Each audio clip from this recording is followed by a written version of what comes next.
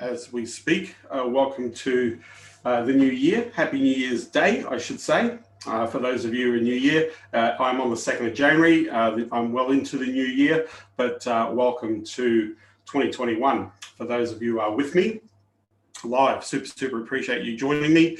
Just making sure that we are appearing on Facebook here. So we make sure that that's going live in the stream. Yep, that looks like it's working. If I just turn on my camera. So, hey everybody, good to see you here. Welcome. Don Ferguson, the stalwart.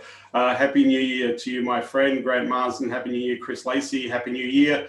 Welcome to my live. I wanted to, what I wanted to do was kind of talk about, it's all very good getting the appointment, but the fun part is the conversation that happens after the appointment. And one of the things that we get caught up in is because we get excited about when the appointment comes. Like we get an appointment, that's great. We've got somebody who's agreeing to talk to us. We get super excited in this process. And what we really want to do is to, what some people do is I'll go and turn this appointment into a Q&A, kind of a discovery call. Or if you're doing qualifying call, you're trying to rush this person into agreeing to a presentation with you, right? Now, this all depends on context. So how did this person come to you? Did they watch a video? Was it a cold email they responded to? Have you been messaging them? Was it an ad that you ran? You know, depending on the circumstances of how this person turns up is going to have an impact, right, on I'm just going to make sure we do this. In terms of how we turn up, this is going to have an impact, right, on how the call or how the conversation is going to go, right? So what I want to do is I want to talk about a bit of a counterintuitive approach. So what do I mean by counterintuitive? Most people, what happens when they get into a sales scenario is they handle all the objections at the end of a sales presentation. So they're answering all these queries and questions when really what you should be doing is making a decision to get started, get going, get moving, if we've got all the right predicators or the right pieces of information we need to make that a reality. If we're having to answer questions at the end of our sales process, and I say, I'll change the word from objections to questions. If we're having to reframe, right, to reposition or to resell ourselves at the end of a sales presentation, then this is where we come unstuck. Right, this is where we come unstuck. And so what I want to do is I want to talk about what happens before you actually do a pitch or a presentation, or if you're presenting a proposal. So what I'd like to do is eliminate every objection that you're going to get before you get to the presentation.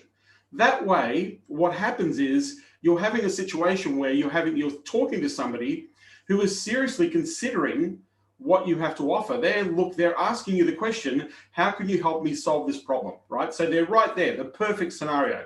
They've got the money right up front. You know they've got the money. They know they've got to allocate a certain amount of revenue right up front. So you're not having to deal with any sticker shock or any issues about not affording, or this is too expensive, or so we eliminate the money objection way right up front at the beginning. So the only person you're talking to has the money, has the time. The idea is they need to do what you're offering right now, not later, right? They need to go ahead right now. They understand what they're getting. They understand why they're doing this. They understand why they're hiring you, right? They already know that before you do the presentation. 80% of your sales should be made before they get there. And here's the psychology or the philosophy that I want to share with you just from an understanding point of view, right? Know that if somebody's going to give you an hour of their time, that they're seriously considering what you have to offer, right? You've pretty much done a little bit of work along the way for them, that if they're going to sit down and listen to your pitch or listen to your presentation or listen to your offer, if you've done the right things at the beginning, they're interested. They are interested in looking at what you got, right? The key here is we want to get the clarity of that interest to be, if you've got the right solution and we're ready to go now, we need to go now, that they want to start. That's the psychology you want to get into in terms of your sales process. So what I want to do is I want to cover the there are 9 objections. In fact, there are 11 objections, but I'm going to condense 3 of them into one.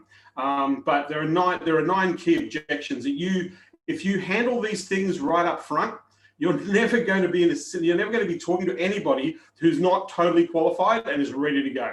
You're going to be having that your conversion rates will significantly improve. They'll go through the roof, right? You're going to have at least a 50% conversion rate if you do this. And if you do this right, 60 to 80% of the time, you're going to close the deal. If you do this, if you take care of this piece, 60 to 80% of the time, you could even screw this up. You will close the deal if you've done this piece before you've done your presentation. And that is to eliminate all the objections, right? So the objections we're going to eliminate is the money objection. Right up front, we're going to eliminate the money objection. The second objection is I need to think about it. That's a common objection. Hey, I need to think about this, right? So we need to eliminate that one. The next one is I need to talk to my partner. I need to show this to somebody else. I've got to ask somebody else permission if we're going to go with this idea, right? So we're going to eliminate the I need to talk to the partner, right? I want to eliminate the let's get this started next month or 2 months from now. I want to eliminate that one right away, right? I want to eliminate is this what I really need to do? Is this thing what I really need to do, right? Is this, could I be doing something else, right? We want to eliminate the why should I hire you instead of going to somebody else? I want to eliminate that objection right up front, right? The next one is will this work for me? We want to eliminate the idea of, well, it hasn't worked for me in the past, or I've tried different things and they didn't work. Why is this going to work, right? We want to eliminate the will this work for me, right? And so the last piece in the puzzle is a question that you don't want. These are 3 questions, right? You don't want the prospect asking these questions in their head and not verbalizing them. If they ask it in their head and they don't verbalize these questions, right? Then you're going to struggle to close, right? If they ask these 3 questions before you get to ask these 3 questions, then you're going to be having to justify yourself. You're going to have to sell yourself. And if you have to do that, then you lose the momentum or the control in the sales process, right? But if you get to ask these 3 questions and then listen to the answers, this will eliminate, right, them thinking that they're in the wrong place. This will eliminate them thinking the wrong place. So the 3 questions are, why this, why me, why you, why now, right? Why this, why me, why now? If they ask those questions internally in their head while they're talking to you, you're a dead duck.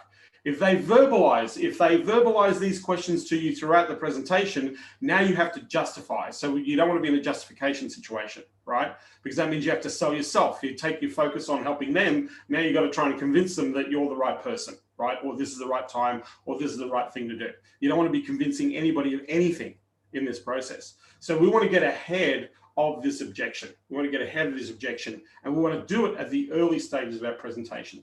Now, today, I'm going to go through each of these objections and how you handle them and how you set this up, right? I'm going to so when they sit down with you, they're like, okay, great, show me what you got, right?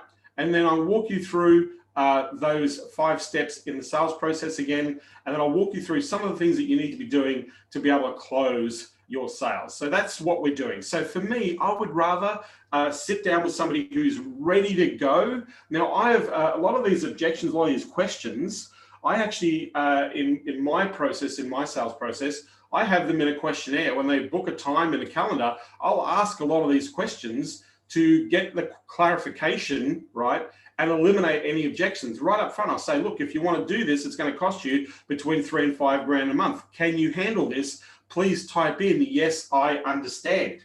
So in the questions, when I'm asking these sorts of questions in advance in an appointment setting situation, I ask them the money question, right? Hey, working with someone like us or working with our team, you're usually going to be investing between $3,000 to $5,000 plus per month, right? So I want to know that you can actually handle that investment. If you can handle that investment, please type in the words, yes, I understand. So they know the money up front. they have the money objection. Sorry, I'll bring that microphone in a little bit further because it's a little bit away from me. Maybe the volume, maybe the sound's going to be a little bit better. But they know the money right up front because I asked that question in my questionnaire, in my appointment, in my calendar, right? I'll talk about things like being ready to go right now. Is this something that you want to put off for another time? Or are you ready to take action and actually implement a plan that's going to get you the result you're looking for? Just type in, yes, I am, if you are. Type in, no, I'm not, if you're not. So they physically have to engage in the question, right? If they're saying, yeah, I'm ready to go. If you've got the right idea and the right plan, I'm ready to go. I want to do this right now. Yes, I am. Type in, yes, I am. So we're asking them to acknowledge the question of, are you ready to do this right now? If you've got the right plan, are you ready to go?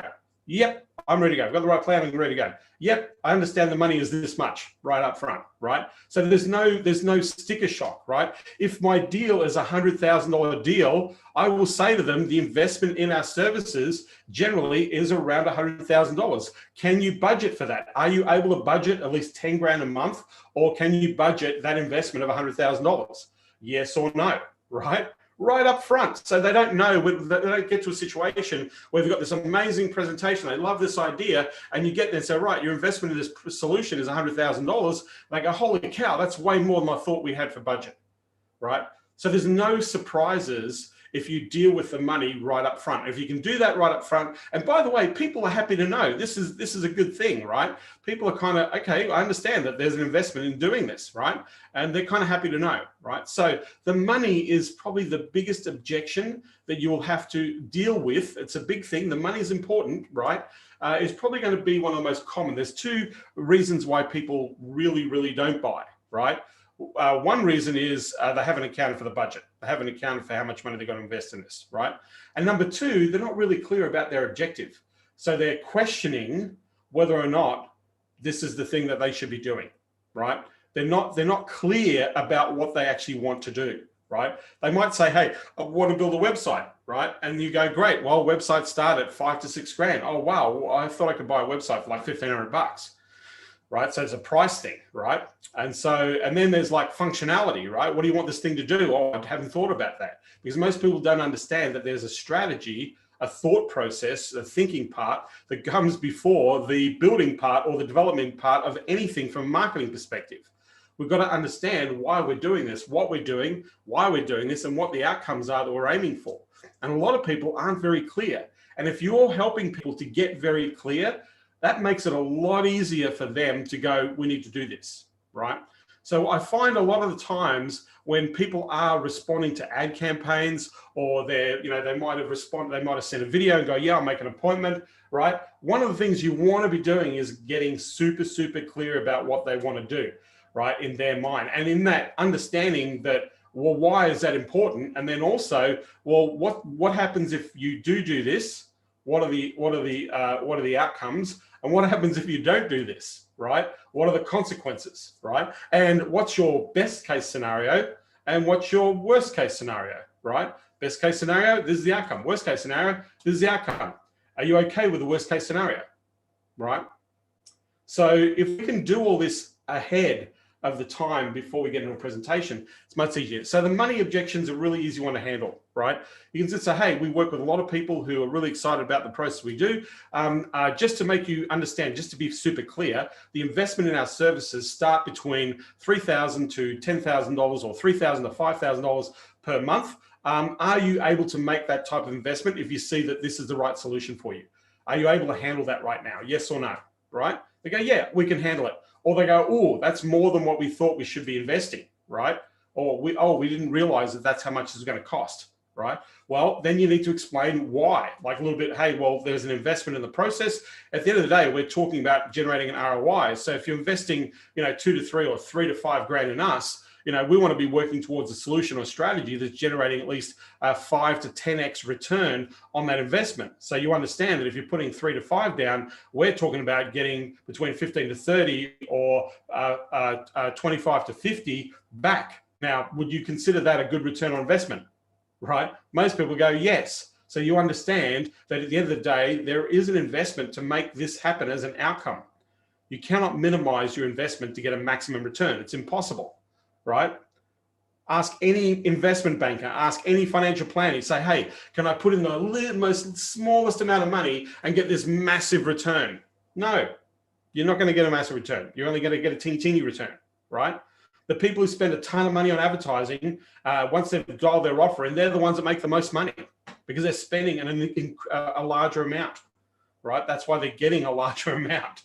It's a ratio volume play, right? So handling the money objection, you can say, hey, just to be clear, we generally work with people, companies just like you. The average investment in our services started around $3,000 a month to $5,000 a month. Is that something you can handle in your budget right now? Are you okay with that?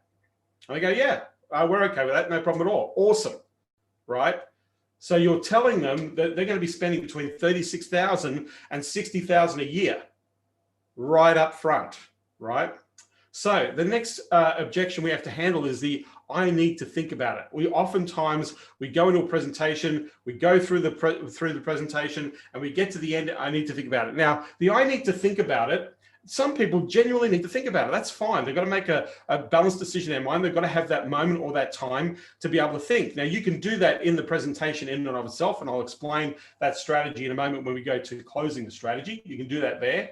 Or you do it right up front. And I love to do the I need to think about it right up front. Say, listen, I just want to be super clear that this is something that you really want to do, and this is an objective. When we sit down to provide the plan and the solution with you, one of the things that I don't want to get into is you having to think about it because you haven't had all your questions answered. So what I'd like to know is at the end of that presentation that you're okay to say, to give me a definitive no in going ahead with that. If you don't feel this is right, it's not the right fit, that you can sit there at the end of our presentation and you can actually give me a definitive no, we're not going ahead. Are you able to do that? And they go, yeah, sure, absolutely, awesome, great. So alternatively, if we've got your objective right, we've got your resolve and reasoning right, we've looked at eliminating the bottleneck, we've got the right plan in place, and you like the idea of working with us, is it okay if I show you how we can get that started at the end of our presentation? Is that all right with you? They go, yes. And then what I do is I anchor that notion. I'll say, hey, by the way, I just want to say thank you because a lot of people we work with who get great results are the ones who are decisive. So I want to thank you for being one of those people who's decisive about the direction that you're taking your business. So thanks for that. So what you're doing is you're anchoring this idea that I'm either going to go yes or no, not I need to think about it, right? There's no point in us doing a presentation if you need to take into consideration. If I haven't done my job and answered your questions succinctly to help you in seeing that this is the right decision in us working together and partnering together, then we really shouldn't do this presentation, right? So at the end of our presentation, can you give me a definitive no? And they're going to go, yeah, absolutely, I can give you a definitive no. Awesome, great. So alternatively, if you like what we've got to offer, you like the plan, and you can see how this can help you get started, is it okay if I walk you through how we can get it going today? And they go, yeah, we can do that. Great. So now I've got a yes or no definitive, I don't need to think about it, right? So that's how we handle the I need to think about it, right? The other way to handle an I need to think about it is what happens at the end of the presentation, right? If somebody needs to think about it, all you want to do is go back, say, look, that's great. I understand you've got to make a balanced decision, and it's really important to do that. And I agree with you. So you double cross them by agreeing with them. Right? But before we go on, remember we talked about the yes or no decision. You can remind them of what they agreed to, right? So let's get really clear about what it is that you need to take into consideration. Is the objective the right objective? That's what you want to achieve. Yep, that's what we want to achieve. Great. The reasons why you want to achieve that, why was important, an absolute must, right? Have they changed? No, that's really super important. The bottlenecks right now that you experience that don't give you that thing, have they changed? No, the bottlenecks are the same. Great. So the plan we've got, if you've got any questions about how we're going to go about hitting that objective, are you okay with the plan? Yep, the plan's really good. Great. So is it okay if we get this started? And then they'll go, oh, yeah, that makes sense. I'll go, yes. So what you're doing is, because if they're saying no to something, they're saying no to something that they said that they wanted in this process. They're saying no to something that they said that they wanted, and the brain will not allow you to do that. It makes you go, hang on a second, like let's slow the brain down at the billion pulses that it works at for a second, and the brain sits there and goes, well, hang on a second, I've been agreeing, yet this is what I want, blah, blah, and all of a sudden now I'm saying no to this thing. The brain doesn't compute, right? So the logical assumption or the logical thing is to go with what the brain has been, you've been agreeing to. You go, oh, look, that makes sense. Look, yeah, okay. Or what will happen is it'll bring up a question that hasn't been answered so that you can help them. That's why you're here. That's why you're presenting, is because you want to help them. And they've got the opportunity to ask all their questions, because they can't, what's going to happen is if they go away, right? 75% of everything you've showed them, they'll forget within 48 hours. 75 to 80% of everything you've talked about will be gone in 48 hours. Will be gone. If you don't close that deal in 24 to 48 hours, the likelihood of you close, because what you have to do then is you have to reprise and start again and build up that relationship, right, in what we're doing, right? So the only thing to think about it is a really important objection you want to handle, and I've just shared exactly how you can handle it. If you want to watch the video on the live, but that's how you handle it, okay? So the next one is I need to talk to my partner. By the way, in my experience, because we did a lot of presentations, we did a lot of group presentations, this was probably the biggest sales killer of all. The money was really not the big objection. I need to think about it was really not the big objection. The big objection is I have to talk to my partner, right? All of a sudden, the elusive, I'm not the decision maker, the partner comes up. So one of the things you want to do is right at the beginning, before you actually get to the presentation, say, listen, this is what's going to happen. So what I want to ask you is, oftentimes we deal with people who have partners. So is your wife involved or husband involved in the business? Do you have a business partner? Because we would like to give them the opportunity to be able to contribute and also to be able to have their questions answered. So it's really important that we have those stakeholders who are going to be part of this, who are going to be agreeing to this, to be part of this process. So is it okay if we introduce ourselves and bring that person into this presentation, knowing that this is something that you actually, that is important and that you want to do for your business? Is it okay with you, right? Now, for some people say, no, it's just me, right? That's fine, but you want to give them the opportunity to bring a partner in. If they're going to bring a partner in, I always make sure that I introduce myself to that partner before our presentation, let them know what's going to happen. If I can't speak to them verbally, I'll do it on an email. Say, hey, looking forward to seeing you. This is what Tony had organized. I just want to be super clear about what's going on. Looking forward to talking to you about this delivery, right? So you want to connect with that partner so they get to at least know you. Because the problem with I need to talk to my partner, or I need to send me the proposal and I'll show it to my partner, is that person has not been part of the conversation. That person hasn't walked through your presentation. That person may have other objectives that haven't been raised by the person who had the objective with you, right? So if they've got no relationship with you, the only thing they can look at is how much is this thing going to cost me? And this is where they go straight to the end of your proposal and go, how much? And then the next question they're going to ask is, well, who else can we do this with? Have you asked a few other people? Or have you only come with one solution, right? Or they'll say, is this the most important thing that we should be doing right now? Should we be spending this money right now? That's what I would do as partner. What else should we be doing? Should we be spending our money on this right now? Why do we need to do this right now?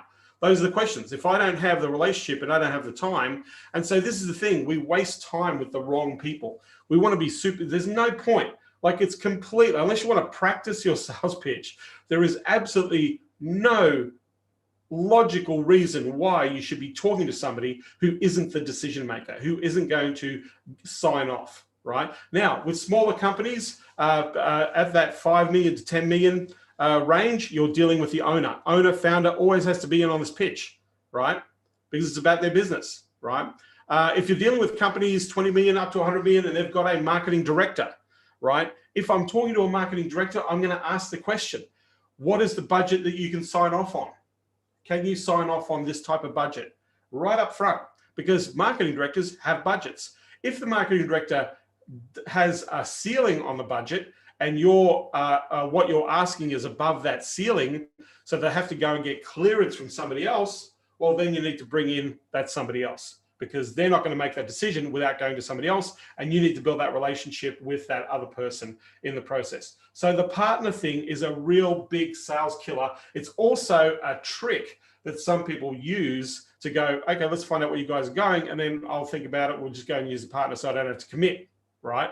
So they literally give themselves an out of the sales process. So you don't want to give anybody out. This is one thing that we worked really hard on. We spent a lot of time making sure that we had all the decision makers, all the stakeholders there, because we knew that when we didn't have the decision maker, we weren't going to make a sale. We knew, right up front. So there was no point in wasting time having conversation with somebody who isn't going to buy. What is the point? You might go and talk to somebody else who can buy, not somebody who can't buy because their hands are tied because they've got to go to somebody else, right? So ask, do you have a budget? If they do have a budget and that budget is relevant and they can sign off on what you offer, then great, deal with that person. But if they can't sign off on that on their own and they've got to talk to somebody else, you need to have a conversation with that somebody else as well as part of this process, right? So that's going to minimize the I need to talk to a partner, right? Now, some people, look, you know what, this is all very good. Can we get this started in a couple of weeks' time or in a month's time or in 2 months' time? That is a common objection. Can we get this started in a month's time, in 2 months' time, right? That's super, super common, right? So what I find is I want to be very clear that they're ready to go now. There is no point, again, in doing a sales presentation with anybody who says, I want to start in 2 weeks, in a month's time. What's the point? We just wasted an hour of our time not to do anything. The very thing you said that you want to do, right up front, is if we've got the plan and we've got the right idea, we can get started right now.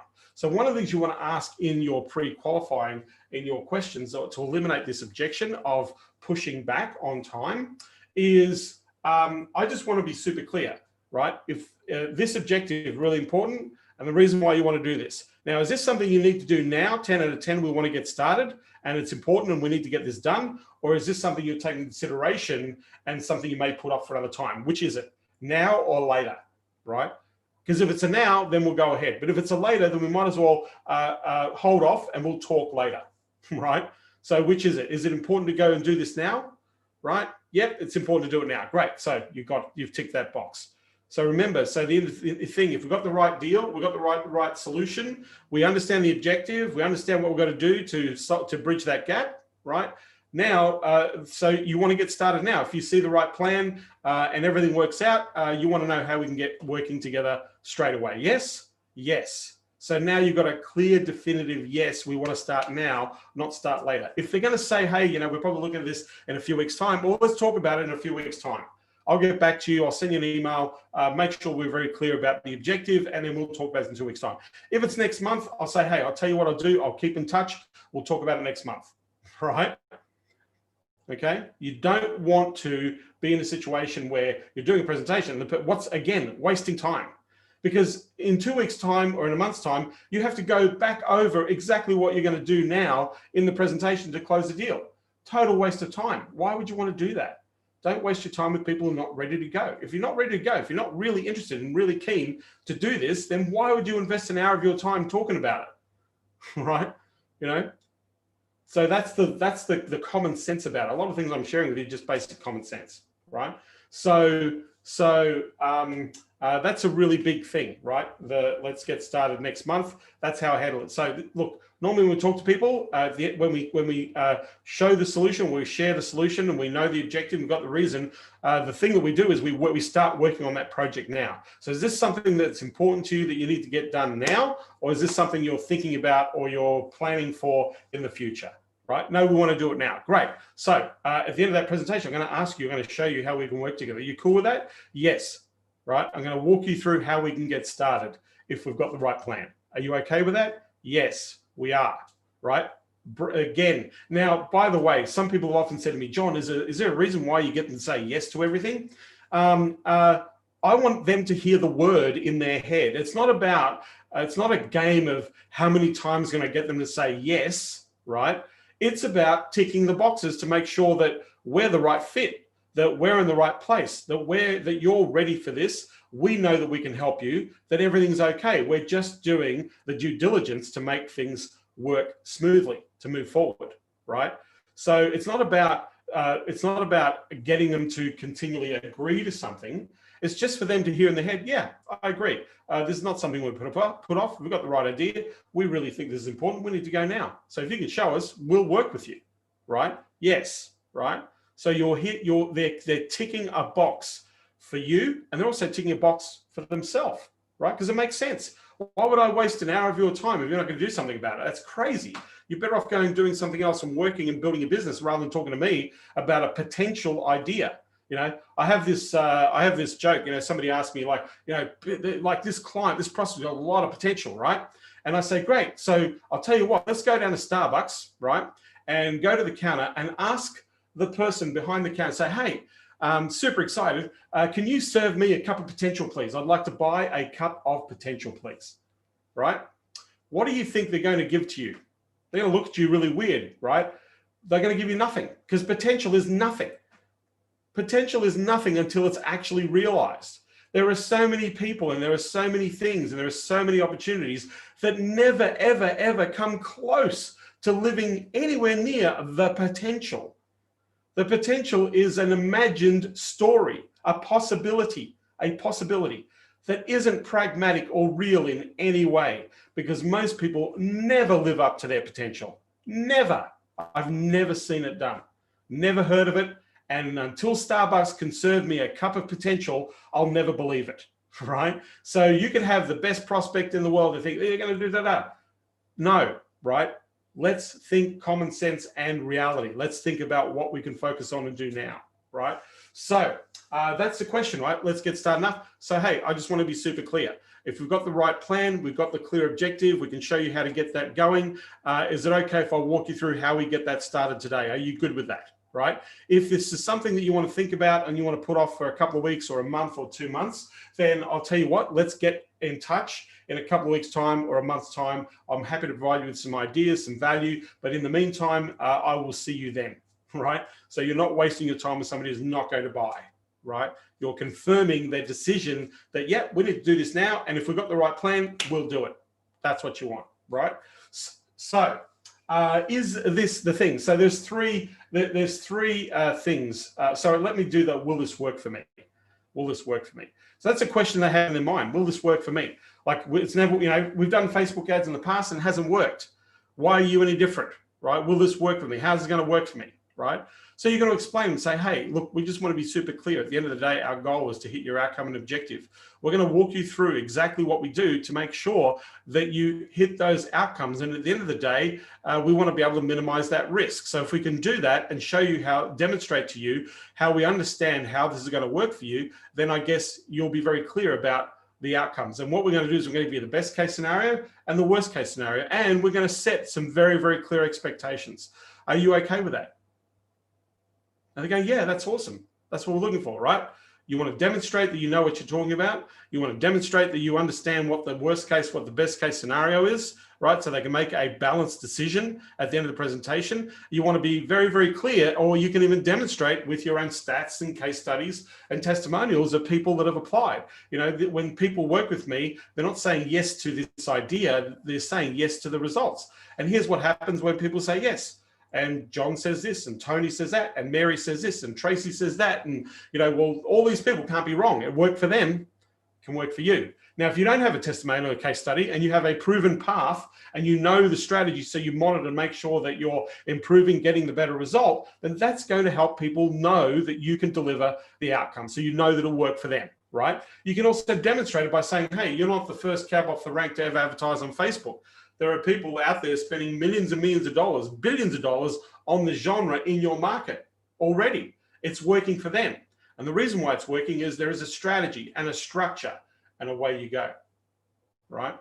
So understand that you have the opportunity to clarify the, will this work for me? You've got to say, hey, look, that's a question. People say, hey, will this work? I'm going to demonstrate how this works. I'm going to demonstrate to you what the proven path is to generate that outcome that you're looking for, right? So that's the question you have to answer before you go into your sales presentation. Because if you're doing it, you're going to do it during the sales presentation, but if you don't answer this question, it's a question that's going to be in the back of their mind that's not answered, right? Now, so will this work for me? Really important. Now, there's 3 questions.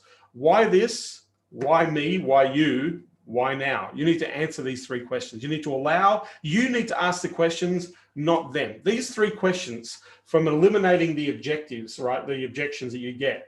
If you answer these, you ask these 3 questions, this will minimize them, right? Asking the questions in their head or verbalizing the question. So the first question is, why this? Why website? Why mobile app? Why Facebook ads? Why AdWords campaign? Why email marketing? Why copywriting? Why SEO? Why sales automation? Why lead management? Why client reignition? Why web development? Why this, right? Why this thing, right? So like if it was a Facebook thing, why? Well, Facebook's where the client's at. Facebook, we know this is one of the fastest ways from a business to consumer place. If we've got the right audience, we know Facebook has got the biggest audience and the biggest people. That's why we believe Facebook is a channel for us, right? So when you ask that question, why Facebook or why this, why? You want to ask why in their head, why is this important? Right? Well, current website's not working. We need to refresh and redo. For some reason it's broken. We really don't think we've got the right site that reflects and represents our brand and our image and our message. We need to refresh what we do. That's why this thing, why it's important, right? So you need to ask the question and you need to make the notes, right? You're going to write notes when they answer these questions. So say what you're telling me is the reason why you want to do this is because need to get it done now. It's not reflecting the right message.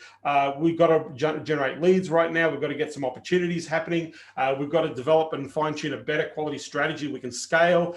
This is why this, right? Why this thing? You've got to ask the question. So why this? Why Facebook? Why website? Why? Ask the question, let them answer the question, right? So great. So just want to be super clear, right? That this is why you're doing this, right? Is there any other reasons why this is important? So what's happening is they're selling themselves, or they're telling them why, not you, they're telling themselves why this thing that you're offering is important, right? Now, why me? Right now, you could have chosen to look at a whole bunch of other people, but you chose to spend some time with me. So why have you chosen to talk to us about it?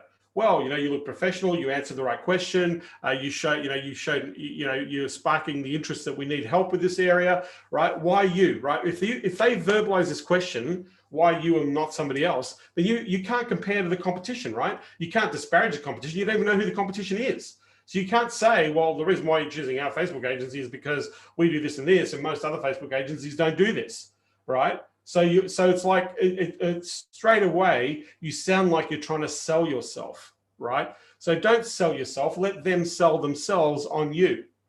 Let them sell themselves on you, right? Is what you want to do, yeah? So why us? Why? Very professional. You seem to know what you're doing. You've answered the question correctly. You're really focused on the outcomes that we need right now. We need this type of help. We need this to do this. What you said made sense. We like the whole process and the approach you've had, right? Write them down. This is why you've chosen me, right? Okay. You've been very professional. You've taken time to understand. You're really zeroed in on the problem we're having. This is why we're here, right? So they're selling themselves on the good points of you. That's why me, right? The last question is why now? Why do you need to do this right now? Why not something else? Is there anything else that you need to do in your business other than this right now, right? Well, we need to do this right now because we've got to get it right. We haven't been getting it right. We need to fix the website because it looks terrible, and we've got to get this thing going because I know that's going to have an impact on how customers perceive us in the market. Our SEO sucks. We're not able to be, we've tried ranking, we're not able to rank, but we know that organic traffic is really important, so we need to do this, right? You want to write down all the reasons why they need to do this right now. Write them down. So, hey, based on what you're telling me, this is why you need to do this right now. So they're listening, they're hearing you in this process. They're hearing you in this process, right? That's what you want to be doing, right?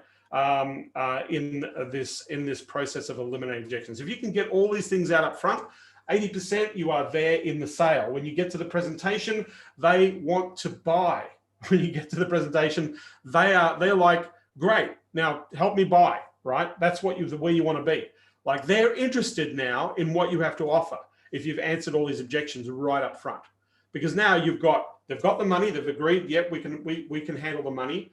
They don't need to think about it. You've eliminated this idea that, hey, we need to think about it. We can say no, or if we like the idea, we can say, yes, we'd like to go ahead with it. We've eliminated the I need to think about it. I need to talk to my partner. Well, if it's not you, if you're not the ultimate decision maker and you need somebody else to make that decision with, we've eliminated that objection.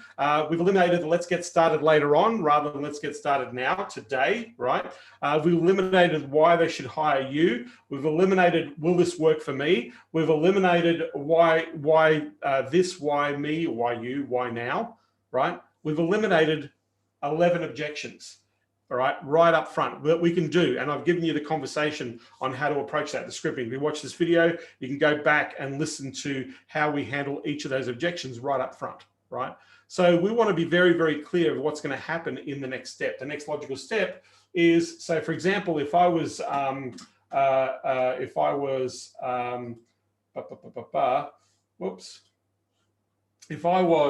in the process of my qualifying, right? I want to say, hey, look, I just want to spend, this is going to take about 10 minutes. And just to ensure that you want to leave 100% with clarity, and you know, we're going to be moving fairly quickly in this conversation, right? Because I just want to be super clear.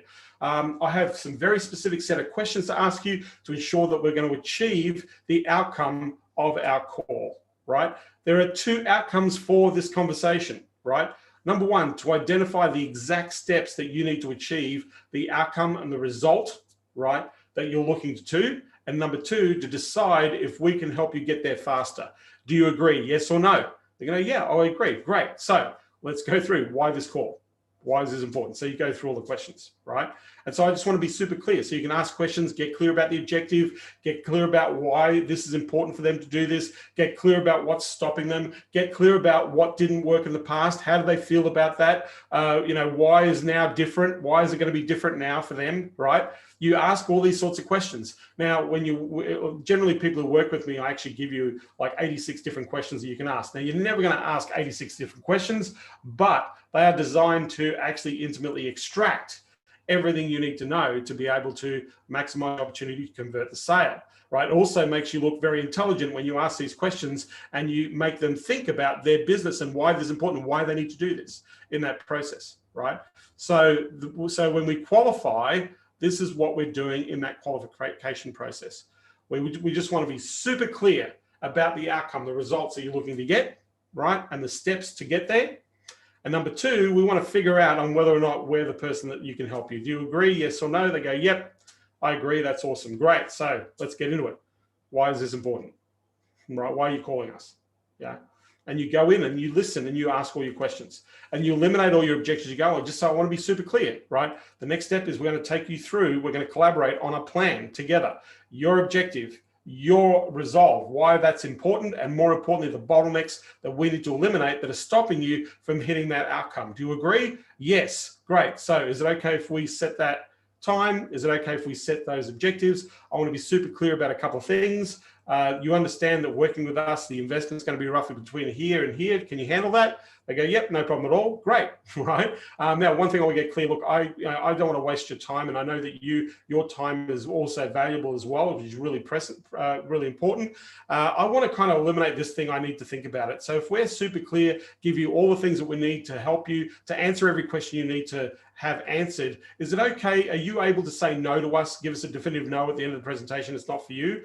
And alternatively, if you see that you like what we've shared, you can see how the plan can work, that we can show you how we can get that started at our presentation. Are you okay with that? Yep, great. Thank you. I really appreciate it. The people we get the best results for are the people that are able to make decisions confidently. And you sound like you're that type of person. And I know that working with us or partnering with us will help you get those outcomes that you're looking for. So thank you for being able to make that decision. So we eliminate that. I need to think about it, right? It's gone, right? You're going to remind them at the beginning of your presentation, these things are, budget's okay. Yep, we're good. Need to think about it. We're going to make a decision. Yes, we're going to make a decision to say no, or if we like the idea, we're going to get started. Awesome, great. So if you're doing this thing, what you're doing is you're actually making it very easy for them in a logical way to make a positive decision to work with you. Now, I know this sounds like a lot because I've been talking now for 45 minutes about all those objections, right?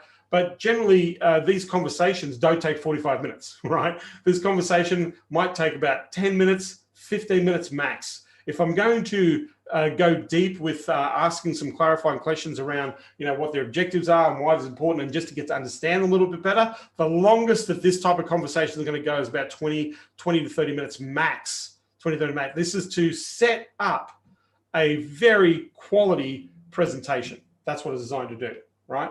So moving on, right? Moving on ahead with this process, right? So this is, I guess, to me, and I talked a little bit about this yesterday and the other day, is the concept of a collaborative sales process, right? So a collaborative sales process is your prospect is working with you to identify very clearly what their objectives and their outcomes are, why they want to do this, and why it's important to them, and then what's stopping them from doing that. And the reason why they're talking to you is because you're going to help them achieve that outcome. They want the outcome and they need your help. And they know what they're assessing is whether or not you're the right person to help them. That's all they're assessing. So in the sales, when you're doing the presentation, when you're doing the sales process, what you're doing essentially is answering their questions, right? That they've already agreed to actually act on, right? So that last 20% is either you helping them buy, which is what they actually want to do. The reason they're there, the reason why they give you the time. So think about it. If they're going to show up for an hour, they're a buyer. If you've done the right thing, if you've set this up correctly, you've got the decision maker, you've answered the questions, they understand that they've got to make an investment, all that sort of stuff, and they agree that, hey, if you've got the right solution, then they go ahead. You've actually got a buyer. You've got somebody who's willing to invest an hour of their time, right, to listen to what you have to offer because they're serious about it. So right then, know that if you get to a presentation stage, you have a buyer. You've got somebody who wants to buy, right? The only person that's going to help them not buy is you.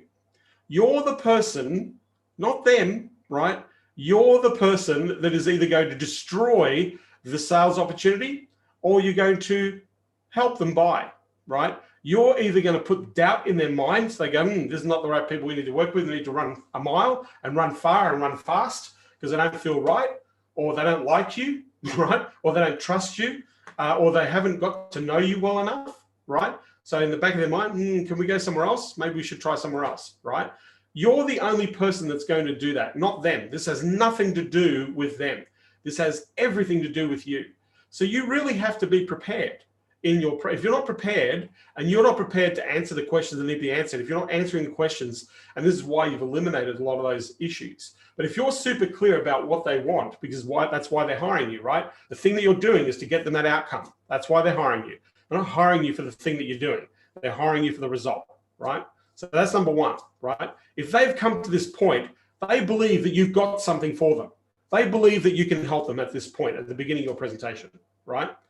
The only reason they're not going to buy is because you haven't answered all their questions, or you didn't deal with some things that would stop you from moving ahead in the sales process, right? Money, timing, those sorts of things, partner, all those sorts of things will stop. Because what we're here to talk about today is about you getting started. They know that. If you like the idea of what we're going to do, I'm going to walk you through how we get started. Are you good with that? Are you okay for us to help you get started if this is the right course to take? Yes or no? Yes. They can only say yes to that answer. If they say no, we can say, hey, we might as well not have this conversation because if you're not ready to get started, there's no point in being here. We go back to square one, right? But it's a yes. Yeah, if you show us, we'll get started. Money's okay. Timing's okay. We understand why this is important. This is a now thing. It's important, right?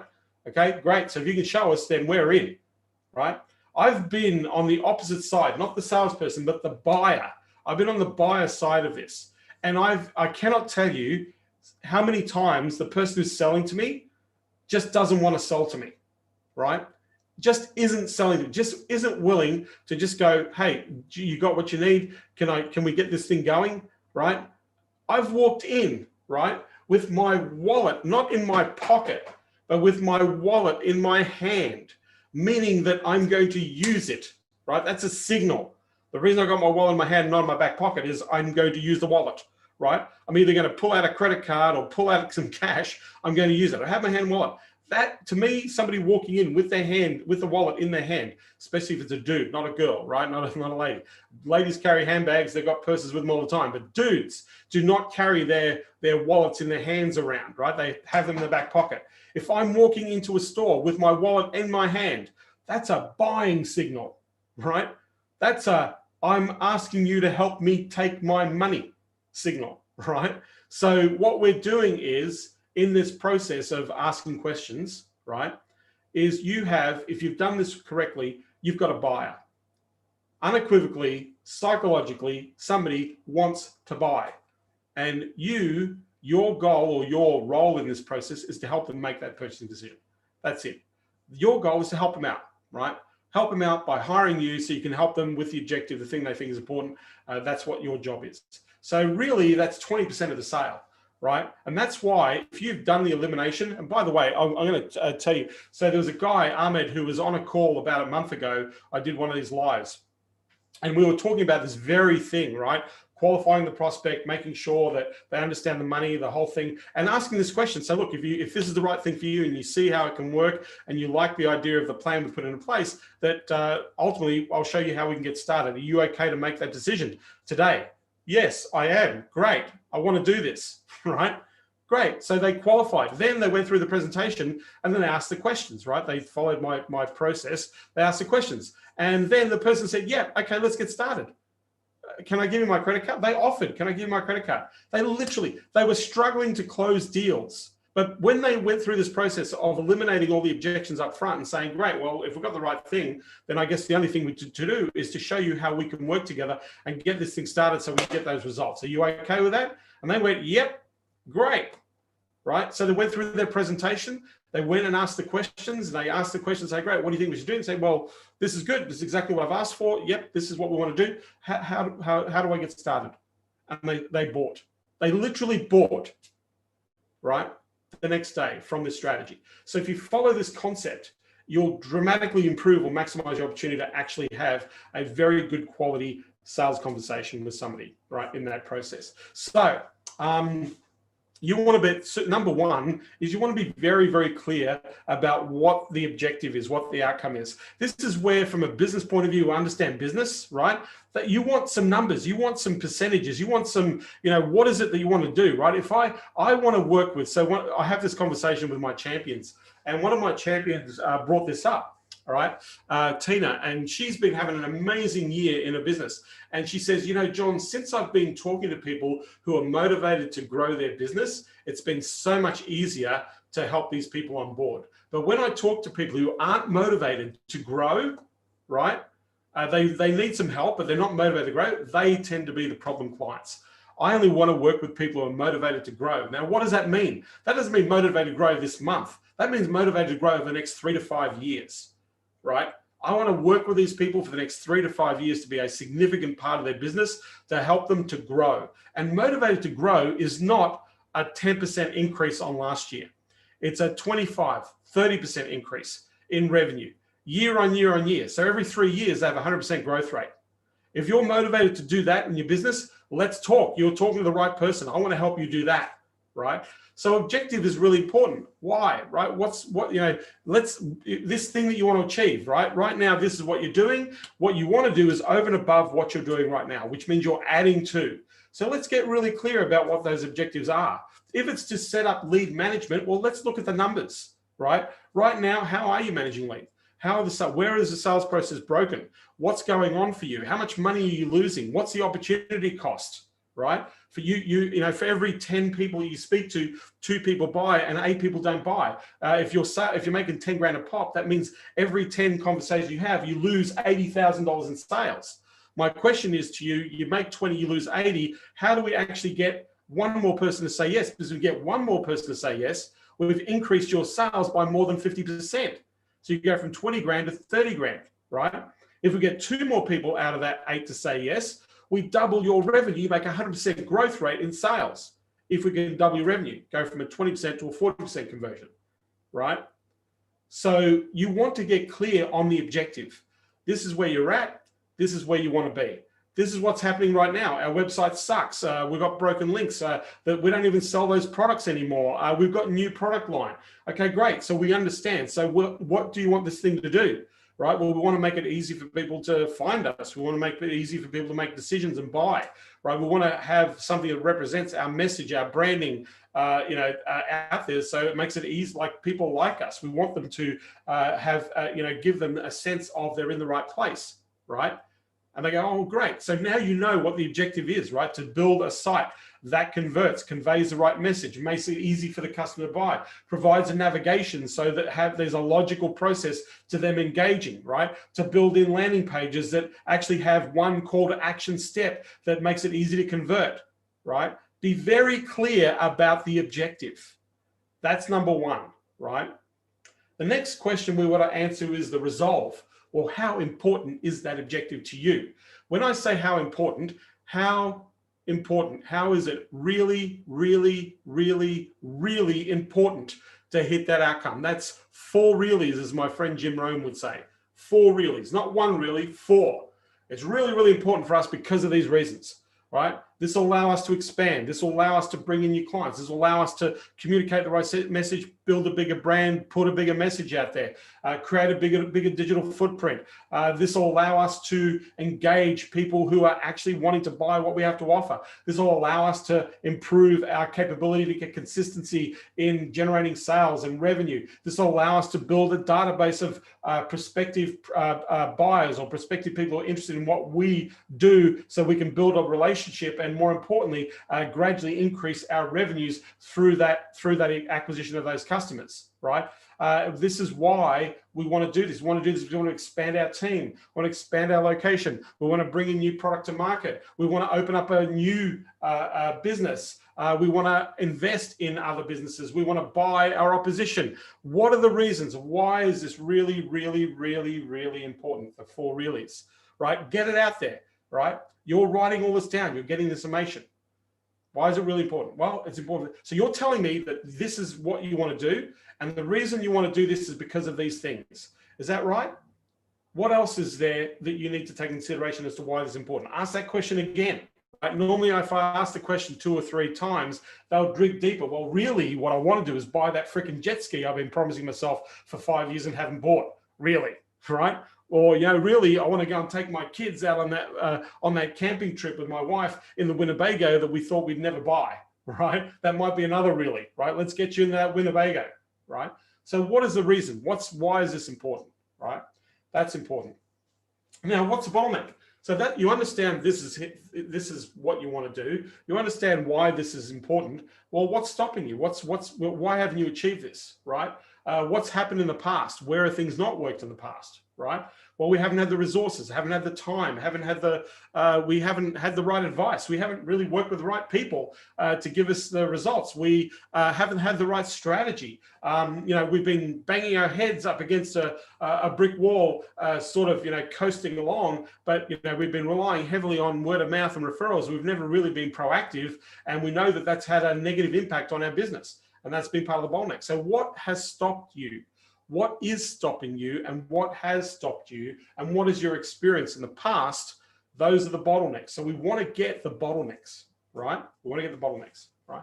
So once we know this is why you want to do this, and we know this is what you want to do, this is why you want to do this, and this is what's stopping you from doing this, I ask a very simple question, right? So this is what you want. This is why this is really important. List out. And this is often what's stopping you. Now, at the end of the day, you either want to really get this done, or this is something that you'll consider as a later thing. So is this something you want to do now, or something you want to put off to later? I want to do it right now. Okay, great. So can we work together? Can we collaborate together? If I can put a plan together that's actually going to show you how we can bridge the gap from where you are now to where you want to be, and work with you to achieving those outcomes, is that something that you believe will be useful to you in helping you get there? Right? And they're going to go, yeah, that sounds great. Well, great. So this is what I'm going to do. I'm going to put a plan together, right? But before I put that plan together, I need to go through some discovery to understand a little bit more about what's going on, what's missing, and I want to be able to put a proper plan together that's going to show you the path to that outcome. Are you cool with that? Now, at the end of that plan, I'm going to ask you, if you like your plan that we're collaborating on, I'm going to share with you, I'm going to ask you if we can implement that plan. You can take the plan away, figure it out yourself if you want to, or alternatively, I'm going to ask you, can we help you to implement that plan? Are you okay with that? They go, yeah, absolutely. Great. Right. Awesome. So they're saying, this is your plan. This is their plan, not your plan. Right. So if we can do that, then if we helped you out, we show you what to do, make it easy for you to do that. Are you cool with that? Can we work together collaborate on this plan, right? 80 to 90% of your sale is done right there, right? Because you've understood what was important, what they want to achieve. You understood why that's something that they really want to do. And you've understood what's stopping them, what's holding them back. And now the next logical thing to do is to devise a strategy or a plan to show and demonstrate how you can achieve that outcome for them, or the outcomes that they said that they wanted. And at the end of that, if they're comfortable with that, that you're offering to work with them to implement that plan. Are they good with that? Now, as long as the investment's right, that they can handle the investment, right, and you want to get all that up front, right, ideally, we want to get this thing going, right, and get this thing happening. So we'd like to partner with you and make that a possibility. Are you okay with that? Yep, I'm okay with that, right? So you go discovery, you ask all your questions, and then you come up with your solution, your presentation. And in your presentation, you're going to go through and you're going to say, great, this is what you said you wanted. This is why you wanted it. This is what's stopping you. Now, this is what we've put in place as part of our process to deliver on that outcome. So this is our methodology on how we're going to get there. Here's some numbers. Here's some things, some itemized expectations, right, that you're focusing on. Great. Here's how we've done it for others, people just like you, share case studies, or this is a proven path we know will work to get you there, and we follow that proven path and those steps and those processes to make that a reality for you. And I guess the next thing to do is it okay if I show you how we can work together? And they go, yeah, well, this is how we work together, right? Well, this is what we do. Phase 1, phase 2, phase 3, right? Great. So what do you think we should do? And I go, well, how much is it going to cost? And they're going to go, great. So let me walk you through the investment. Now, before I do that, are you serious about this plan? Do you like this plan? Love the plan, right? Are you serious about implementing? Yeah, absolutely serious. Great. So let me walk you through the investment to get this thing going, right? So they're going to go through the investment, and you go option 1, option 2, option 3, right? Or option 1 and 2. Never an option 1. Don't have one solution, because it's a direct yes or no. What you want to do is option 1, option 2, option 3. So of the 3 options, which do you believe suits you best? And they're going to go option number 2 or option number 3, you want the enchilada, right? So which suits you best, option 1 or option 2, option 3? I will take option 2. Awesome. So do you mind if I just quickly go through what that includes and set the expectations to make sure we know we're on the same page? So you understand that this is how we're going to do this. We're all cool about that. You got any questions about how we're going to deliver that? No, we're good. Great. So what do you think we should do now? Or where do you think we should go to from here? Is the question you want to ask. And they're going to say, well, how do we get this started? Right? Well, great. So what we need to do is make an initial installment. Now, normally we do a setup fee or we do a first month fee to get this thing started. You've got a couple of options. You can either pay for the whole thing up front, save 10%, or you can we'll finance you into this program.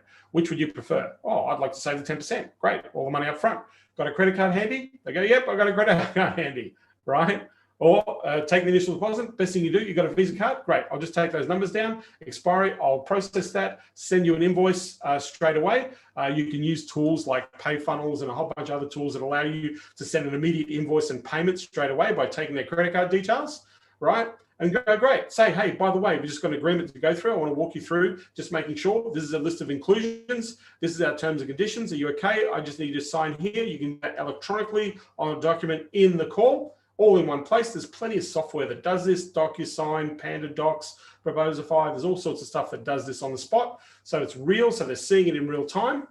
And so then you want to get started, right? Now, I just want to be super, super clear about a couple of things, and then I'm going to answer your questions, right? And then the weather out here is so gorgeous that I'm going paddleboarding. Objective might be 30% growth rate in a 12-month period, right? How much is that in revenue, right, over 12 months? So they might say 300 grand is the objective. So that's roughly $28,000 a month, right? If their average sale is 2 grand, they've got to make roughly 28 grand. They're going to make 3 sales a month. 2 grand, 14 sales, right? Or no, less, 12 sales, 13 sales, 13 sales a month, right? That's roughly 3 sales a week, right? To hit their goals. So you're very clear about the breakdown of that objective, right? The resolve, why it's important, you know, what are you going to do with the extra revenue? I'm going to do this. I want to achieve these outcomes. You know, what happens if you don't achieve these outcomes? Well, I'm going to be pretty pissed off. I'm going to be feel awful. It's going to be shit. We have to do this, right? So in their mind, the resolve is there. We've eliminated all the bottlenecks, right? Time, money, strategy, the economy, the offer, the marketing. That's your solution, right? And then what you want to do is at the end of your presentation, right? What happens is we're trying to improve our conversion, right? So sometimes people genuinely going to say, hey, look, can't do this today. Can we do this tomorrow? Or can we do this the next day? Or can you just give us a bit of time to think about it? If you do get to think about it and you need to give them that time to think about it, this is what I do. I say, listen, that's great. I've got 9 o'clock tomorrow or 3 o'clock in the afternoon tomorrow, which suits you best, right? So I'm happy to call you. I'll shoot you an email just to make sure you're clear about all the things we've talked about, right? But at the end of the day, I know you need that time. So best thing I can do, can I call you tomorrow at 9 o'clock or can I call you at 3 o'clock in the afternoon? Which would you prefer? I'm a little bit busy tomorrow. Well, looking at my calendar, I've got Thursday, the next day, 11 o'clock or 2 p.m. Which suits you best, 11 or 2, right? 11, great. So I've locked you in for 11 o'clock in Thursday, 2 days time, 48 hours. You want to close this deal. If you have to go back, you want to close this deal within 24 to 48 hours. Not anything after that, like after 72 hours, they've forgotten 85% of what you're talking about, right? Now, you shouldn't really get into this situation because if you've handled the sales process correctly, they've said they're going to make a decision. So all you got to do is really answer their questions to make sure they're making the right decision, right? If they've got this one final recap, great. Have a think about it. I'll call you tomorrow, 9 or 3. Which would you prefer? Oh, 9 a.m. Absolutely. Great. So then tomorrow you're just going to do a brief, right? This is what we talked about. This is where we're going. You said the money was okay. All okay. Great. So I guess, look, this is the objective. We want to be able to work on this. I'd love to be able to get this thing going. So what do you think? Should we get it going? And then you can close the deal, right? You must close the deal within 24 to 48 hours. If it's longer than that, now I know that there are exceptions to the rule. It can take longer and people will close a week later or 2 weeks later. That does happen, right? But what you've got to do is you've got to work towards a definitive no. I need a definitive no. There's no maybe, right? A maybe is a no. I need a definitive no. And one way, and oftentimes people ghost you, right? Or sometimes people are like busy, and I understand that. So sometimes you just quick email, say, hey, are you still interested in doing this thing that we talked about the other day that you said that you wanted to do? Just reply yes or no. And people go, oh, sorry, I've been really busy. Yes, I'd like to do that. And you've got to say it, right? That's one way to handle that. Another way to handle that is to sit there. If you really want a definitive answer, you want to sit there and say, look, hey, this is what you said that you wanted to do. This is why it was important to you. This was the process. This is what was holding you back. Our plan was to deliver that. You like the idea of the plan. At the end of the day, all I just need to know is if you'd like to go ahead. Now, if I don't hear back from you within the next 24 to 48 hours, I'm going to take it that this is a no and that you're not interested in putting this plan into place. I want to thank you. That just frees up for me to go and bring on another client in front of you. So I want to say thank you. If I don't hear from you, I wish you all the very best. And that way you close, after 48 hours, if they haven't gotten back to you, it's a no. So then in your CRM, you move them from the maybe pile into the no pile. And the no pile is one of the most powerful piles that you can ever have in the history of your business, because these people already know who you are. They already know what you deliver. They know that how you deliver what you deliver. They know that you work towards a result, and you can always go back to them and re-offer them every month. Say, hey, a month has gone by. We've missed a month worth of revenue opportunity. You said you want a 30% growth rate. That was an extra $30,000. That's $30,000 we didn't collect for you this month, right? But I'd love to be able to work on that next month or this coming month. Would you like to get started? You can ask people or show people results. Hey, we work people just like you. That plan that we put into place, we've got a client right now that got a 10-to-1 return by applying a simple sales process that we had as part of our plan. Are you still interested in going ahead with that? You can follow people up consistently to do that. So with that, I want to be able to answer your questions. So love to know what your takeaways are. We've got a whole bunch of people here. I really appreciate all you guys hanging out with me. Howard, good to see you. Happy New Year. Rod, Jamil, Randy, who's trying to connect with his audio, Chris, Grant, John, Don, Rajesh, Johnny, John, Chris. I've got a whole bunch of people here, but thank you for joining me on your New Year's Day or the day after New Year's Day, wherever you are. Love to know what your biggest takeaway is. Is the 4 really similar to the five whys concept? Sort of, Rajesh, but all you're doing is you're asking, you're really trying to get to the nuts of why they want to do this now and why this is important and what's the impact of that to them. What you're trying to do is extract from them their reasons. It's not your reasons to why this is important, it's their reasons. So all I'm doing is feeding back to them to say, well, you're saying that this is important to you, right? Because of these reasons. And what's the impact of that? And what happens if we don't get that? You want to put that doubt in their mind. Worst case, best case scenario, right? That's another way to sell. Worst case scenario, we don't do this. You don't generate $30,000 a month. You keep doing what you're doing and you make nothing and you're frustrated, right? Best case scenario, you've got a system, a proven path that you follow that's going to work towards bridging the gap from where you are now to hitting that objective and that outcome. Which pathway do you want to choose? The worst case scenario, the best case scenario? I want the best case scenario, right? Logic, common sense and logic, right? Right now, people are buying on common sense and logic. They are not buying on emotion. They're buying on common sense and logic. Emotion is, emotion is going out of the buying series. My big takeaway is quit selling, be real. I have the solution. Do you want to do this? Yeah, absolutely, Johnny. Yeah, just you're like understand, and I know that this is, I guess, a level of understanding you have to come to personally, right? If you genuinely believe that you can help people, if you genuinely believe what you have to offer will get people a result that they're looking for, then that's really all you need. All you need now is to say, listen, I really want to do this. I know that this works. I'd love to be able to help you and work with you to make it work for you. Can we work together? Yes or no? It's a very simple request that you're asking. So, by the way, I want to thank a bunch of people who've been joining me in Clients Unleashed. We had a whole bunch of people join us yesterday. Super excited to have you there. Those modules in the Facebook group, the units, I need you to go through those units to get things going. Next week or this coming week, we're going to be introducing the automated lead process as part of that structure. So you can jump on in. For those of you who are still interested, just go to clientsunleashed.com.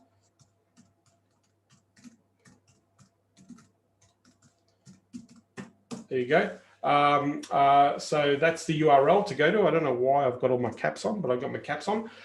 So if you go to clientsunleashed.com, there is a page there. It explains the entire process. If you read that page, watch the video on that page, I talk about being super clear and confident in your ability to deliver your result, how you go about doing that, the frameworks. Then I talk about the next part is you need a predictable way of generating leads consistently and get into conversations. I show you and talk about how we do that. And the last piece is to make sales easy, to actually have enjoyable conversations where you're focused on helping people and not trying to convince them that you're the right person. You're actually guiding them through the process and giving them the help that they need or they're asking for to move forward. Yes, Johnny, I'll get you access to the portal. Yeah, I'll get you. Thank you, Johnny, for letting me know. I appreciate that. Any other questions? I'm happy to answer questions about sales. If you've got a question about sales, if you've got a question about prospecting, if you've got a question about improving or qualifying people, if you've got questions about how to handle the money thing, if you've got questions about how to get money up front on the sale, I'm happy to answer those questions if you've got those questions. Randy, good to have you here. Happy New Year, my friend. And by the way, Clients Unleashed is open at the moment. So if you want to go to Clients Unleashed, just go there, and everything you need to know to help you to just focus on that number one thing of getting clients is all there.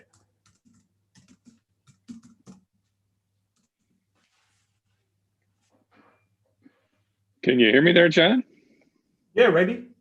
Hey, well, Happy New Year to you, and thanks. And my wife just reminded me I need to go in and finish taking care of that credit card stuff here. So I'll be doing that here later today or tonight here. So we'll be joining you. Okay. And I'll send you that email for the partner. But my question is, I just had a client, well, actually they're a prospect, wanted to know if I could, they have 2 live events a year. They want 150 people to show up. They've got a list of currently 25,000 clients and 10,000 prospects, but they've never marketed regularly to those people. Yep. So my question is what I'm going to be learning here going to be helpful? I don't mean here, I mean in the Clients Unleashed. Yeah. Or do I need to do I need to talk to you about something else to get into that? We can talk about that live. You want to put 150 people in a room, man. I know how to put I know how to put 3,000 people in a room. I know how to put 10,000 people in a room. All depends on the strategy. So yeah, we can nut out the strategy in the live calls. So in terms of if they've got 25,000 on the list and they've got 10,000 prospects, and they've never engaged the list. Well, my first thing is that they need to start warming up that list. They need to start engaging before they offer anything to anybody on that list. They need to start looking at those people are opening that list, opening their emails. They need to look at what they're interacting with. They need to get engagement. So their first step in that whole process is a value proposition. Now, if you're going to market an event, especially a live event, and mind you, live events are very precarious at the moment in the United States. So I would imagine, I'm hoping that they will be doing these events later in the year rather than earlier in the year. But 150 people at a live event, there are some social distancing considerations. There are travel considerations. How far away are they from the venue? Do they have to fly? Do they have to pay for accommodation? What are the extra costs that they may incur to attend the event? Is the event free or paid? That's going to determine the quality of the show-up rate. All those sorts of things come into play to put in 150 people in a room. Right. So what scares me is they've got a list, but they don't have a relationship with that list. Like they've got a list. 25 of the 35,000 of them are current clients. They're an entity formation company. They've been giving the same live event for the last 20 years. They only want to bring 150 people into the room, but they don't want it to be all their existing clients because they already have relationships with them. So they want to go outside. They charge $400, which includes the person plus a plus one. And again, they've been doing it, but they just have never marketed to get new blood into it. So that's what they want me to do. Bring in new blood, not the existing 25,000 clients. So the 10,000 prospects are the people they need to build a relationship with. Yes. Not the 25, but 10,000, the separated 10,000 that are not clients. They still need to build a relationship with those people. By the way, to get them to show up to a live event, you're going to need anywhere between 26 and 36 touch points. You're going to have to ask these people to come 26 to 36 times before they say yes, right? You've got to give them reasons why they want to be there. You've got to give them reasons why it's going to be so awesome. You've got to give them reasons why they're traveling there. You've got to give them reasons why they're taking time out. You've got to sell this, right? You can't sell this on one email. You're going to have to do video, webinars, a whole bunch of things you can do to guarantee that you're going to get more than 150 people in that room show up. Then once they've agreed and paid the ticket, you've still got to market to them. Because most people pay the ticket, a lot of people still don't show up. There's an event that I go to every year. It's a major conference. About 8,000 people show up, right? Of the 8,000, and by the way, it costs $2,000 for a ticket for 2 days, right? Of the 8,000 people that buy tickets, right? There are 2,500 people that bought tickets that didn't show up. That's a lot of no-shows, right? So even though people buy, I've done events successfully for our agencies. We get about 350 people to a live event where they pay a similar price for a ticket for a 2-day event for $400, or actually it's $500. But most of the people are from out of town. Very few people come. Like we've got people who are near the location, but the majority of them have to fly. So we talk about the destination. We talk about, tack on a vacation. We talk about spend some time with your family and kids, bring them out. We talk about other reasons why they should come, right? So that's the other thing of getting 150 people in a room. That's not a lot of people out of 10,000, but you need to develop a strategy. You need a strategy, you need a marketing campaign, you need follow-up, you need people calling people, you need people saying thank you for buying a ticket, Make sure you come. Here's what's going to happen when you do come. Here's some accommodation options that we've negotiated for you. Here's where you can find parking really easy if you're going to drive. Here's the hotels. Here's here's some of the cool things you can do when you're here in the city. All of that is an appeal to why people come to a particular event, right? And by the way, you really do have to address social distancing. Yeah, it's it's a June date. June 4 or something, whatever that first weekend is. June is going to be here. So they need to be marketing from March onwards, right? Like I'd be marketing right now for that event, but March is when I really would hit the road running. And the majority of your tickets are going to be sold. You want to be sold out, right? A month before the event, you want to be sold out. Now, if you can't sell out a month before the event, the majority of tickets are going to be sold 2 weeks prior to the event. Right, the last surge of buyers, the majority of people are going to invest to go are going to be investing in the last 2 to 3 weeks, right? So you might be, you start with a trickle, right, of people signing up, and then it'll get bigger and bigger. And as you're getting closer and closer, right, the more and more people will sign because people leave things to the last minute, right? And then what we've done successfully is we close the doors, right? Like if we can sell out a week before the event, we just shut the doors and go, done, sold out. And a whole bunch of people surge in and goes, hey, no, I wanted to come. So sad, so sorry, you can't make it. You'll have to come onto the wait list for next time. Right? Yeah, I love it. So we can fill up the next event with people who couldn't go, who wanted to come, but we didn't allow to come. Right? Yeah, they do them twice a year, so it works. That would work well. Yeah, so yeah, it's a strategy, Randy. So yeah, we can in the lives, we can map it out and show you exactly what to do. Right. But again, the live event thing, I don't care. For the next 12 months, you are going to be socially distancing for the next 12 months. Do they have insurance? If anybody catches COVID at your event, you're screwed. You will get sued because you did not follow protocols, right? So even at your event, you have to be, you might have to take considerations, right? PPE, masks, sanitizers, chairs are 4 chairs apart. If you don't do any of that and you run an event live in 2021 and somebody gets a virus, right, and you don't have insurance for that, and you don't insure in your event and insurance doesn't cover COVID, that's a risk. So it's all very good saying we're going to do live events, but I had a ticket for a live event. They've canceled this event twice, right, because no insurance company would cover them for the live event if anybody got coronavirus, right? So you could have all the injections you like, but it's going to take at least 2 years to inoculate 70% of the population in America. So, saying June, they might be canceling that event, right? Or they're going to have to spend a little bit more money making sure that event is protected. I don't know why they can't do the event live, paid event webinar, do a live event online and have it paid. Get the $400 for a ticket online, live streaming.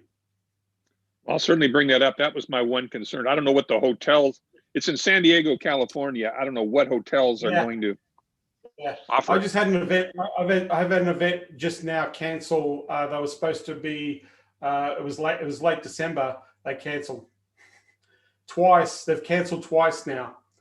They've lost tens of millions of dollars because they've canceled twice. Yeah. So that's a year after COVID started. They put it out there, and I think the reason I think they knew they were going to cancel. I think the reason why they did it is for insurance purposes. But yeah, you can't mess with this because people are going to ask. There are reasons people will not show. Right now, in an agency that I'm part of, that was one of our things. We ran four live events a year, right? We've not this year. We didn't run any live events, and we don't think we're going to be running any live events this year as well. This coming year as well, we think we're still going to be on webinar, live streaming, paid. If you did a virtual meeting, would you market it any differently? Oh yeah, I'd probably get more people to it for starters. You get more people subscribing, and again, in terms of marketing differently, it'll be just like marketing a real event, but giving the reasons why. You've got, again, 36 touch points to market an event if you're going to market an event, right? One deal, one offer, sending one email saying, hey, we've got an event, and you send another email next month, and it ain't going to work. You have to build a relationship. You have to tell them why they're getting there. You have to build a sense of community. You have to add some value. You have to run some webinars. I can't tell you how much effort, energy, and work that we put into putting 500 people in a room. Paid, right? Paid. So we do a lot of work. It's a lot of marketing. Event marketing is not, for the faint-hearted, right? Mm-hmm. Well, fortunately, they've done a lot of it before. They want help on getting new blood, not the old blood. Well, new blood is those 10,000 people who didn't buy, and new blood is go and advertise the event in forums where their markets. I'd be looking at LinkedIn. I'd be looking at forums and groups where their audience is to get new fresh blood. I'd be spending money on advertising. I'd be advertising an event. I'd be using 10 times as a marketing platform. I'd be using Eventbrite as a marketing platform, using their audiences for business in the marketplace. I would, again, you want to write down every source channel of opportunity of where you can place this, where it becomes visible, and you want to build that database or build that list of people who are interested. So, giving away value, lead magnets, those sorts of things to get people in. So you got subscription to engage. We're talking about an entire strategy, Randy. Great. Right? Hey, listen, I'll be there Monday. We're not talking about, like you can't, like, you got to, so to me, and this is just my perspective, Randy, if you do anything, you got to be committed. If you're going to do an event, you can't half-ass an event. You've got to commit it. 150 people is not a lot of people, right? It's not a lot of people. But 150 people are going to give up their time. So that means you've got to earn that right. And to earn that right, you've got to be committed to that outcome. Yeah.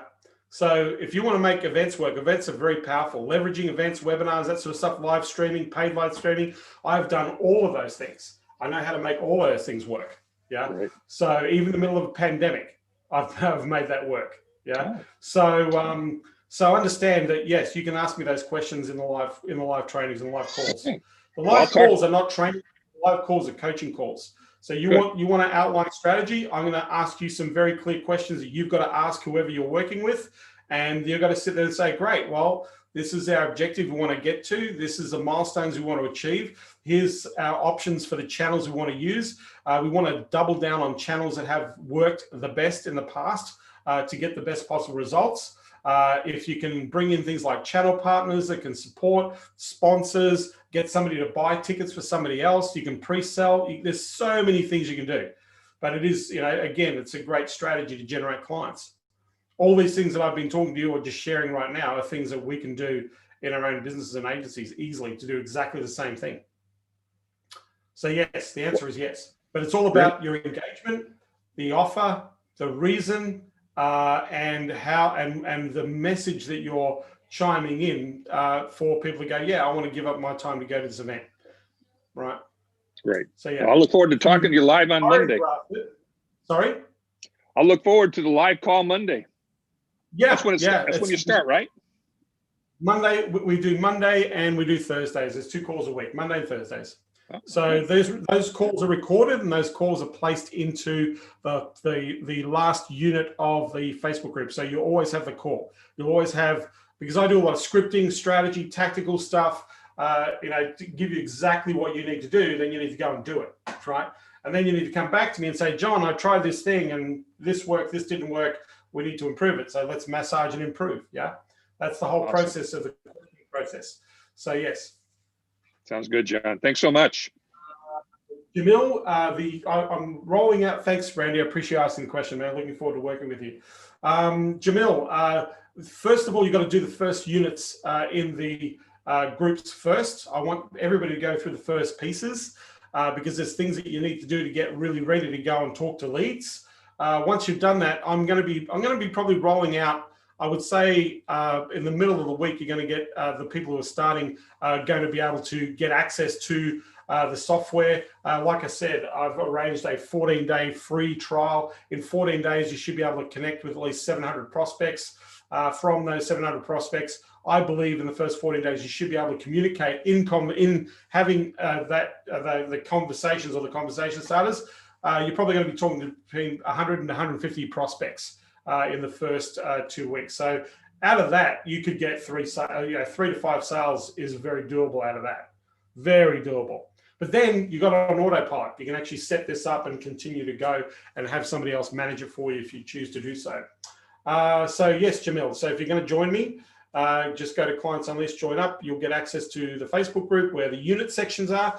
There is a portal. The unit section is where I want you to be. The portal is a whole bunch of other stuff that's regular stuff that's in there. It's the units in the Facebook group that are really important, because I've actually broken down. They're really punchy. You don't have to watch hours of freaking video. I give you a worksheet to work with. You go through the process, you work the sheets, and you work the process with me. So you get that done. Then I'll introduce you to the software, the second piece, and then we're going to talk sales process, qualifying, closing. That's what we're trying to do. The work and actions, the sessions are all about what you got to do to fine tune your message, what you got to do to your approaches, your niches, how to convert. If you've got a deal on the table, this is what we're going to do to close the deal. So this is all the stuff that I'm doing in that training, Jamil. So yes, it's a program and it's a process. And as I said, it's not a big group, Jamil. So you'll get a lot of personal attention from me, right? So if you're interested, I'd love to work with you, man.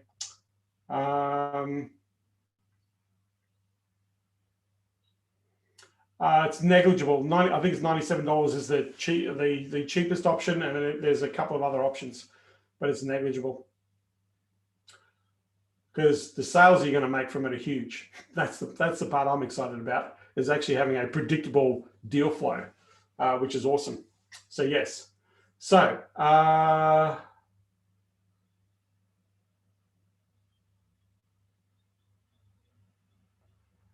Chris, all kinds of great live online event hosts out there. Seen some interesting adapters of the tech events. Yeah, Chris, it's huge. Online events are amazing, but you can choreograph. The idea is to choreograph a live event, like breakout rooms, lots of stuff. Not hard to do, but how you manage that process, how you engage, how you keep people active in that process, that's the power of running a really good live event online. But these days, yeah, that's what we've got to do. You know, social distancing, we still are in the middle of a pandemic. We are in a pandemic. We are in the middle of it at the moment. And so I can't see insurances are really important, but if you're going to there are people doing live events. I know there are people doing them right now. I've seen people, some states have put caps. Some venues, I believe in Las Vegas, they've got caps of like 150 people, pure social distancing, PPE, sanitizing, channeling people through so the traffic is managed. They're doing everything they can to help people in this time with events. So I know in Las Vegas right now that there are live events, but there are limited numbers. So that could change from state to state, city to city, venue to venue. Like I said, there's lots of risk management that a lot of people are doing in relation to this type of thing. And yeah, you got to protect yourself, and you got to, venues are going to protect themselves, and they're going to ask people who are holding events to protect themselves as well. Insurances, all that sort of stuff. So yeah, Rod, good to see you here. Chris, good to have you here. Rajesh, as always. Grant, John, thank you for joining yesterday in Clients Unleashed. Appreciate you in there.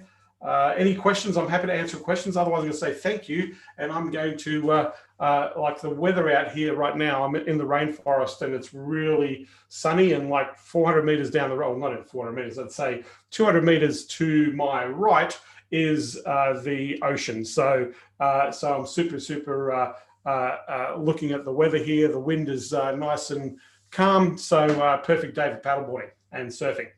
So with that, I'm happy to answer questions. I'll give you a few minutes. Thank you, Randy. Appreciate that. There's an email and I'll let you into the Facebook group to get into the units, Randy. So thank you for doing that.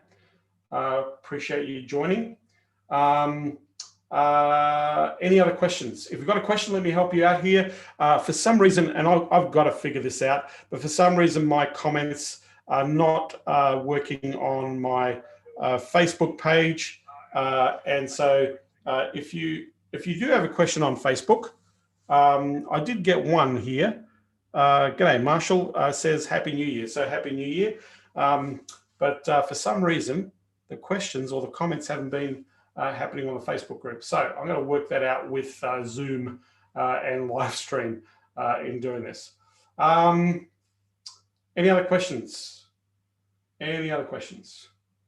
I'll take a question. Otherwise, I'm going to say thank you. Happy New Year. Welcome to 2021. Look forward to working with you in Clients Unleashed. Thanks, Grant, joining today, but we'll need to do, yep. It's once every month, Grant. If you're going to take the payment plan, it's just $500 a month for 3 months. So, yeah. So, yeah, jump on. We'll get you in there, Grant. Super looking forward to working with you, getting things going. But with that, I want to say thank you. Thank you for hanging out. I will be here tomorrow, by the way. I'm going to come back tomorrow. Going to talk business strategy tomorrow. Going to talk business strategy. So if you're interested and you want to join me tomorrow, you're welcome to come along. So as I said, tomorrow is all about business strategy. And then again, I want to thank you. Welcome to 2021. Same link. Yes, I'll post the link in the Consulting Unleashed Facebook group. It is the same link that you can join me on. So look, I really appreciate all of you joining me here. I hope you are enjoying the rest of your time with your family, friends. Like I said, 2021, I am super excited about this year. I've got some really cool strategies that I'm rolling out for the people that I work with in this year. So I'm super excited to get those happening. And my champions are chomping at the bit. We had quite a few of them hit 7 figures in the middle of the pandemic, which is awesome. Some of those businesses are going to go on to hit double 7 figures this year. And I know by applying some of the cool new stuff that we're doing. Look, the game is huge. The opportunity is very, very significant in our world. The key here is to build your brand, to build your service, your delivery, to go and engage the market. Let them know that you can help them. Let them know that you are hireable, that you are available for your help and your support, and you're going to crush this. So I want to help as many people as possible. I want to thank those who've been with me in this series. I'll be here tomorrow, same time, same bad channel. We're going to talk business strategy in terms of developing your business. So again, thanks for everyone. Thank you for those of you who've just joined Clients Unleashed. I appreciate that. Let you into the Facebook group ASAP. So you've got access to the units. The unit section is what I want you to focus on. The stuff in the portal is a whole bunch of resources and stuff are sitting there. That's available. What I want you to focus on is the unit section in the Facebook group. So when you join the Facebook group, when you see the tabs at the top, you'll see a tab called Units. Watch the videos in there. There are more to come. They're going to be allocated in there, but watch. I need you to do or go through the first few units because there are really simple exercises. You need to get this whole clarity, the message, your model, your framework, so that we can actually go to the market. And then we're going to be doing some pretty full-on fun lead generation next week. So with that, thank you. I look forward to seeing those who want to join me on business strategy tomorrow. That'll be fun. And for those of you who join me in Clients Unleashed, thank you for joining. Super, super pumped. I'm going to be really excited about the stuff that you're doing, taking action on, and more importantly, seeing you get those clients on board to your business. So with that, I want to thank you all. I'll see you same time, same bad channel tomorrow. Take care, everybody.